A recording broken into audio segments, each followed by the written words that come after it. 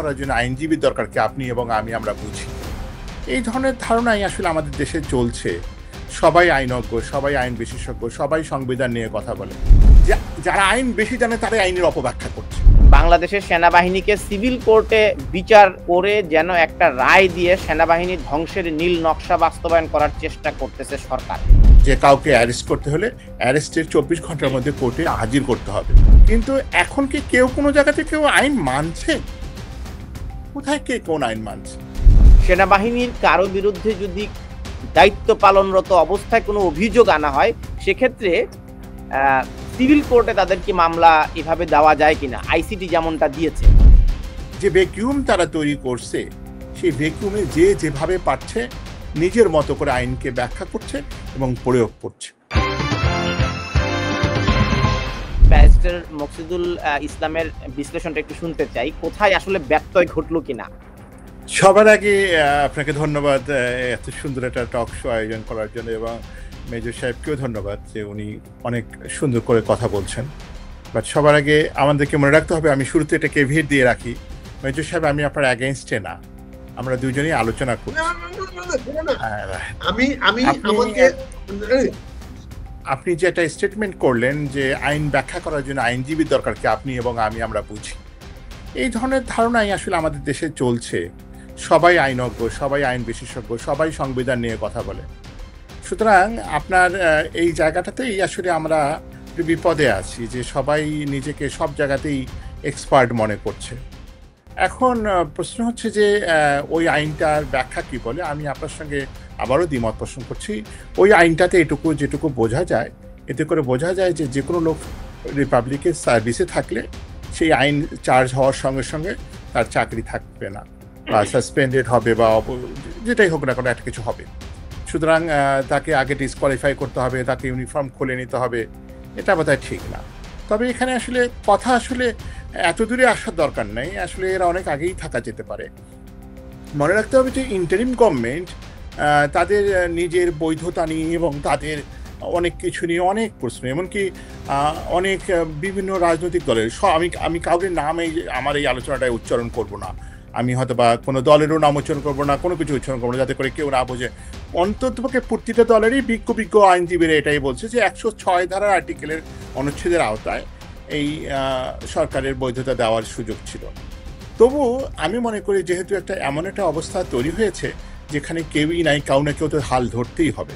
সুতরাং এই টাকাতে যদি আমরা থাকি, যদি আমরা মেনে নেই যে তত্ত্বাবধায়ক সরকার আমাদের অন্তর্বর্তীকালীন সরকার আমাদের একটা বর্তমানে প্রয়োজনে তৈরি হয়েছে, এই কথাটা মনে রেখে এই ধরনের অ্যামেন্ডমেন্ট করারই তাদের এখতিয়ার আছে বলে আমি মনে করি না।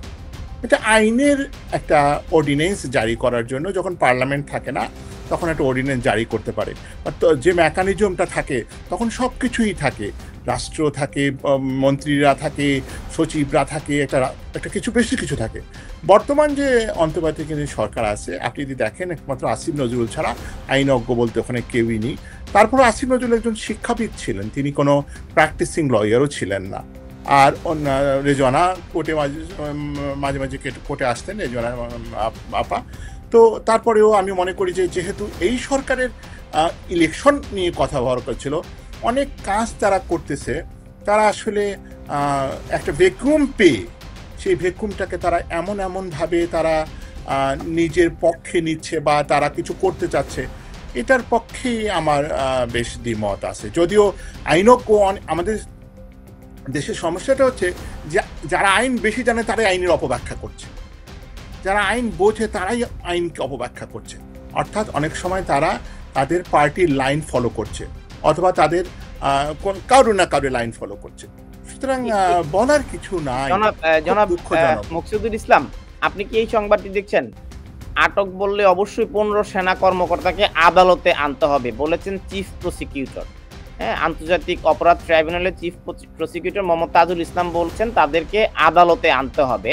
এবং একই সাথে আমি যদি একজন দর্শকের আপনাকে একটা প্রশ্ন আমি একটু দেই, তিনি জানতে চেয়েছেন যে বাংলাদেশের সেনাবাহিনীকে সিভিল কোর্টে বিচার করে যেন একটা রায় দিয়ে সেনাবাহিনীর ধ্বংসের নীল নকশা বাস্তবায়ন করার চেষ্টা করতেছে সরকার। তো আপনি আইনজীবী হিসেবে যদি এটি ব্যাখ্যা করেন, সেনাবাহিনীর কারো বিরুদ্ধে যদি দায়িত্ব পালনরত অবস্থায় কোনো অভিযোগ আনা হয়, সেক্ষেত্রে সিভিল কোর্টে তাদেরকে মামলা এভাবে দেওয়া যায় কিনা, আইসিটি যেমনটা দিয়েছে? সবার আগে আমি আগেই বললাম যে 20-এর সি যেটা 20C যেটা করছে এর পক্ষে আমি না। আমি মনে করি যে এটা করারই তাদের এখতিয়ার ছিল না, তারা করে ফেলছে। আমার দেশে যার যে ক্ষমতা পায়, যা যেভাবেই পায় সেভাবেই তারা করছে, পার্লামেন্টে গিয়ে দেখেন সব জায়গাতে। সুতরাং তবে যদি আমরা মেনে নেই যেটা সঠিক হয়েছে, তাহলে আমার মনে হয় যে আমাদের প্রসিকিউটর সাহেব যে কথাটা বলেছে সেটা সঠিক বলেছে, যে কাউকে অ্যারেস্ট করতে হলে অ্যারেস্টের 24 ঘন্টার মধ্যে কোর্টে হাজির করতে হবে। এখন প্রশ্ন হচ্ছে যে সিআরপিসি অনুযায়ী যে 24 ঘন্টার মধ্যে নিকটবর্তী কোনো ম্যাজিস্ট্রেটের কাছে নিয়ে গিয়ে তাকে হাজির করতে হবে। কিন্তু এখন কি কেউ কোনো জায়গাতে কেউ আইন মানছে? কোথায় কে কোন আইন মানছে?